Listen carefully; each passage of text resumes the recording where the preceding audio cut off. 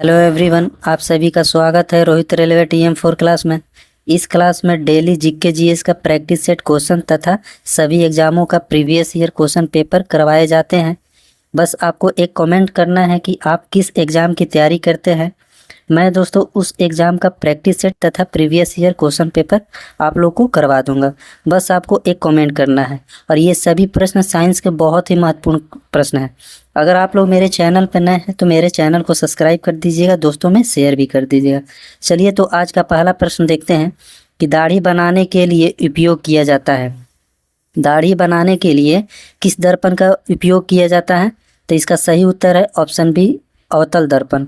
इसका सही उत्तर हो जाएगा अवतल दर्पण। दाढ़ी बनाने के लिए उपयोग किया जाता है अवतल दर्पण का। ऑप्शन बी इसका सही उत्तर हो जाएगा।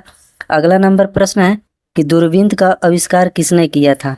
दूरबीन का आविष्कार किसने किया था? दोस्तों यहाँ पर लोग कंफ्यूज होकर मार देंगे गैलीलियो, लेकिन दूरबीन का आविष्कार किया था हेंस लेपेर्सी ने। ऑप्शन डी इसका सही उत्तर हो जाएगा। हेंस लेपेर्सी ने दूरबीन का आविष्कार किया था। ऑप्शन डी इसका सही उत्तर हो जाएगा। अगला नंबर प्रश्न है कि कैमरा का कौन सा भाग आँख के रेटिना की भांति कार्य करता है? बहुत ही बढ़िया प्रश्न है कि कैमरा का कौन सा भाग आँख की रेटिना की भांति कार्य करता है? तो इसका सही उत्तर हो जाएगा option D, film. Option D इसका सही उत्तर हो जाएगा, फिल्म। अगला नंबर प्रश्न में है कि धूप के चश्मे की क्षमता होती है। धूप के चश्मे की जो क्षमता होती है वो कितना होता है दोस्तों? वो 0 डायोप्टर होता है। ऑप्शन ए इसका सही उत्तर हो जाएगा कि धूप के चश्मे की क्षमता कितना होता है? 0 डायोप्टर। ऑप्शन ए इसका सही उत्तर हो जाएगा। अगला नंबर प्रश्न है कि कैमरा में कौन सा लेंस प्रयुक्त होता है? तो कैमरा में कौन सा लेंस को यूज किया जाता है? तो ये दोस्तों आपका उत्तल लेंस हो जाएगा। उत्तल लेंस का प्रयोग किया जाता है कैमरा में। किसी भी कैमरा में देखिएगा तो उत्तल लेंस का प्रयोग किया जाता है। ठीक है, देखिए कैमरा में 3 वर्ड है, कैमरा, इसमें भी उत्तल 3 वर्ड है। तो ऐसे ही रिलेट करके आप लोग याद रखिएगा, ये नहीं कि अवतल मारकर आप लोग आ जाइएगा। तो इसका उत्तर हो जाएगा, इसका सही उत्तर हो जाएगा ऑप्शन बी। अगला नंबर प्रश्न है कि किसी वस्तु का प्रतिबिंब रेटिना पर कितने समय तक रहता है? किसी वस्तु का प्रतिबिंब रेटिना पर कितने समय तक रहता है? तो इसका सही उत्तर हो जाएगा ऑप्शन डी, 1/10 सेकंड के 1/10 सेकंड तक रह सकता है। ठीक है दोस्तों, आप लोग को ये वीडियो अच्छा लग रहा हो तो वीडियो को लाइक करिएगा और चैनल को सब्सक्राइब कर लीजिएगा। आगे बढ़ते हैं। अगला नंबर प्रश्न है कि एक स्वस्थ मनुष्य के लिए स्पष्ट दृष्टि की न्यूनतम दूरी कितनी होती है? एक स्वस्थ मनुष्य के लिए स्पष्ट दृष्टि की न्यूनतम दूरी कितनी होती है? तो इसका सही उत्तर हो जाएगा ऑप्शन डी, 25 सेंटीमीटर। अगला नंबर प्रश्न है कि हाइपरमेट्रोपिया का तात्पर्य क्या है? हाइपरमेट्रोपिया का तात्पर्य क्या है दोस्तों? तो ये दूरदृष्टि दोष से। अब मायोपिया कह देगा तो ये आपका निकट दृष्टि दोष है। मायोपिया मतलब निकट दृष्टि दोष और हाइपरमेट्रोपिया मतलब दूरदृष्टि दोष। ठीक है, अगला नंबर प्रश्न देखते हैं कि इलेक्ट्रॉन वोल्ट किसकी इकाई है? इलेक्ट्रॉन वोल्ट किसकी इकाई है दोस्तों? तो ये आपके ऊर्जा की इकाई है। ये भी बहुत शानदार प्रश्न है कि इलेक्ट्रॉन वोल्ट किसकी इकाई है? तो ये आपके ऊर्जा की इकाई है। ऑप्शन बी इसका सही उत्तर हो जाएगा। नेक्स्ट क्वेश्चन है कि टेलीस्कोप का आविष्कार किसने किया था? टेलीस्कोप का आविष्कार किसने किया था? तो ये दोस्तों आपका गैलीलियो ने किए थे। गैलीलियो ने टेलीस्कोप का आविष्कार किया था। ऑप्शन बी इसका सही उत्तर हो जाएगा, गैलीलियो। वहाँ पर था दोस्तों क्या? वो दूरबीन था। तो दूरबीन का आविष्कार हेंस लेपेर्सी ने किए थे और टेलीस्कोप का आविष्कार ये गैलीलियो किए थे। अगला नंबर प्रश्न है कि इलेक्ट्रॉन सूक्ष्मदर्शी का आविष्कार किसने किया था? इलेक्ट्रॉन सूक्ष्मदर्शी का आविष्कार किसने किया था? तो ये नोल एम रुस्का ने इलेक्ट्रॉन यानी इलेक्ट्रॉन माइक्रोस्कोपी का आविष्कार किया था। नेक्स्ट क्वेश्चन है कि मानव आँख की रेटिना पर प्रतिबिंब बनता है। मानव आँख के रेटिना पर कैसा प्रतिबिंब बनता है दोस्तों? तो ये बनता है वास्तविक और उल्टा बनता है। वास्तविक और उल्टा बनता है। याद रखिएगा कि मानव आँख के रेटिना पर कैसा प्रतिबिंब बनता है? तो वास्तविक और उल्टा बनता है। ऑप्शन ए इसका सही उत्तर हो जाएगा। अगला प्रश्न है कि पानी में हवा का बुलबुला किसके भांति कार्य करता है? बहुत ही शानदार प्रश्न है। इसमें भी लोग कंफ्यूज हो जाते हैं। ये भी क्वेश्चन दोस्तों आप लोग के लिए VVI प्रश्न है कि पानी में हवा का बुलबुला किसके भांति कार्य करता है? तो ये आपके अवतल लेंस की भांति कार्य करता है। ऑप्शन बी इसका सही उत्तर हो जाएगा दोस्तों।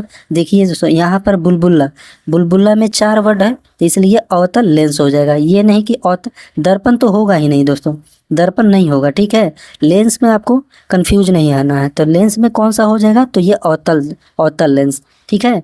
उत्तल लेंस नहीं होगा।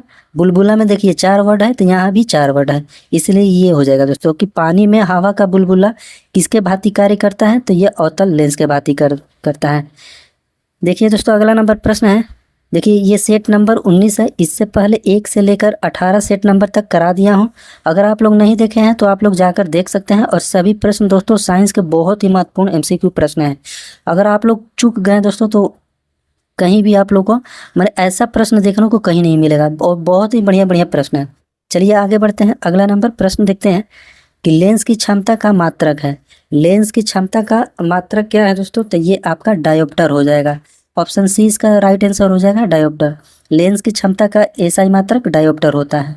अगला नंबर प्रश्न है कि मायोपिया से क्या तात्पर्य है, यानी मायोपिया से क्या तात्पर्य है, यानी निकट दृष्टि दोष।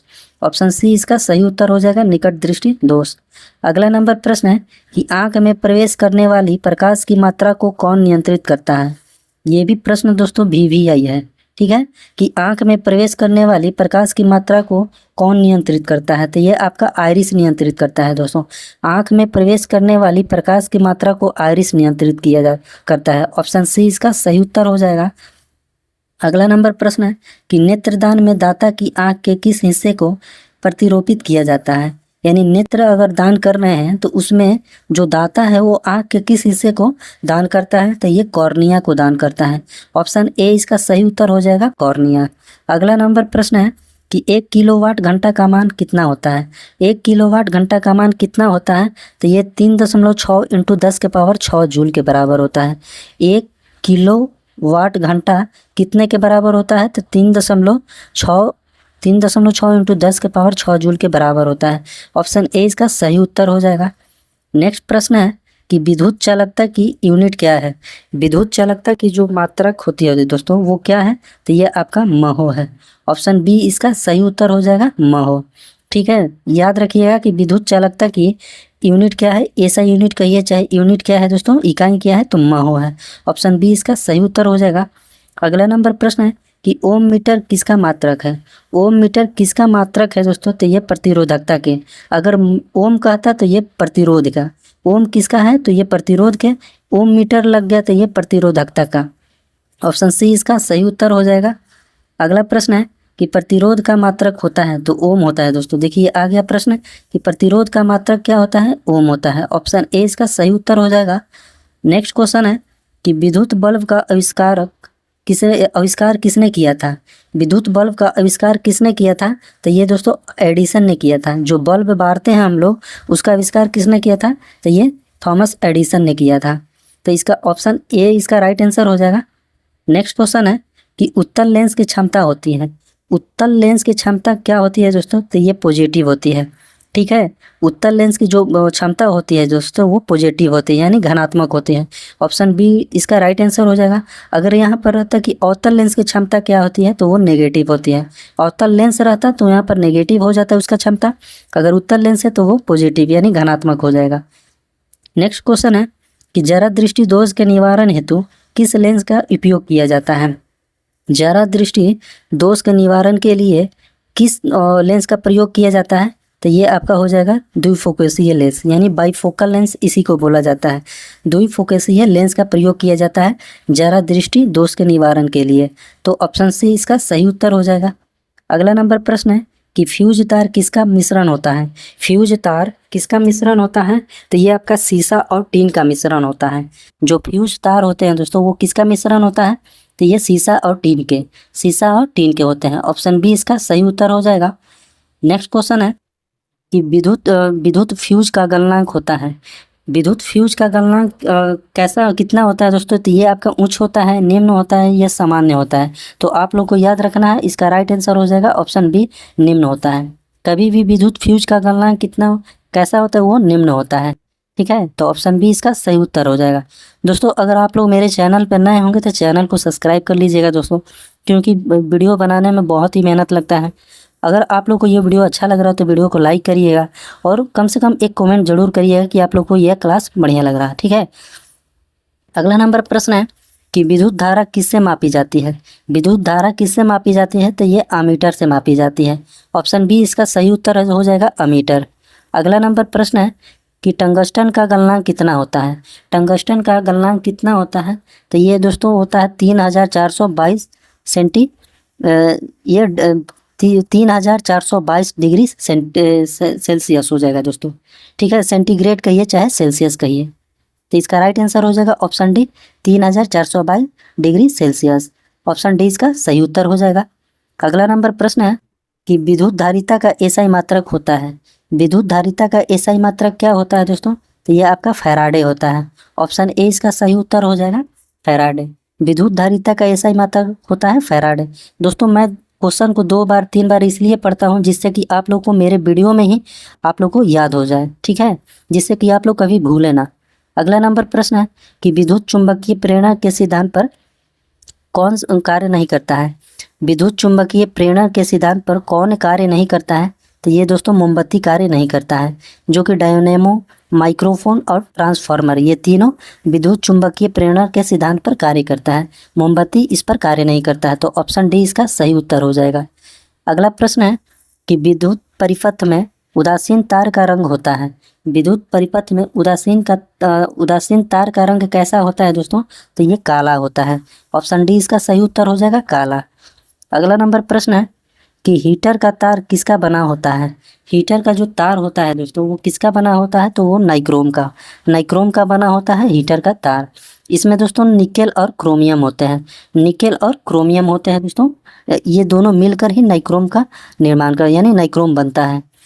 अगला नंबर प्रश्न है कि आदर्श वोल्टमीटर का प्रतिरोध होता है। आदर्श वोल्टमीटर का प्रतिरोध कितना होता है, तो ये अनंत होता है दोस्तों। ऑप्शन सी इसका सही उत्तर हो जाएगा। यहाँ पर आता है दोस्तों कि आदर्श अमीटर का प्रतिरोध कितना होता है, तो वो आपका 0 हो जाएगा, लेकिन यहाँ पर आदर्श वोल्टमीटर का प्रतिरोध अनंत होगा। अगला प्रश्न है कि विद्युत धारा का एसआई मात्रक होता है दोस्तों। विद्युत धारा का एसआई मात्रक क्या होता है, तो ये एम्पियर होता है। ऑप्शन ए इसका सही उत्तर हो जाएगा एम्पियर। अगला नंबर प्रश्न है कि लघुपथन यानी शॉर्ट सर्किट के समय परिपथ में विद्युत धारा का मान क्या होता है। अगर शॉर्ट सर्किट के समय सर्किट में यानी परिपथ में विद्युत धारा का मान क्या हो जाएगा दोस्तों, तो इसका मान बढ़ जाएगा। ऑप्शन ए इसका सही उत्तर हो जाएगा, इसका मान बढ़ जाएगा। कभी भी शॉर्ट सर्किट होता है तो उस समय सर्किट में विद्युत धारा का मान क्या हो जाएगा, बढ़ जाएगा। ऑप्शन ए इसका सही उत्तर हो जाएगा। अगला नंबर प्रश्न है कि बल्ब का फिलामेंट किसका बना होता है। बल्ब का फिलामेंट किसका बना होता है, तो ये आपका टंगस्टन का बना होता है। और टंगस्टन को किससे डिनोट किया जाता है दोस्तों, तो ये डब्ल्यू से डिनोट किया जाता है। इसका एटॉमिक नंबर कितना होता है, 74 होता है। इसका एटॉमिक नंबर कितना होता है, 74 होता है। एल्युमिनियम का एल से डिनोट किया जाता है और इसका एटॉमिक नंबर कितना होता है, 13 होता है। अगला नंबर प्रश्न है दोस्तों कि वर्णधत्ता रोग में व्यक्ति किस रंग में विभेद नहीं कर पाता है। वर्णधत्ता रोग में व्यक्ति किस रोग में विभेद नहीं कर पाता है, तो ये लाल और हरा रंग में व्यक्ति विभेद नहीं कर पाता है।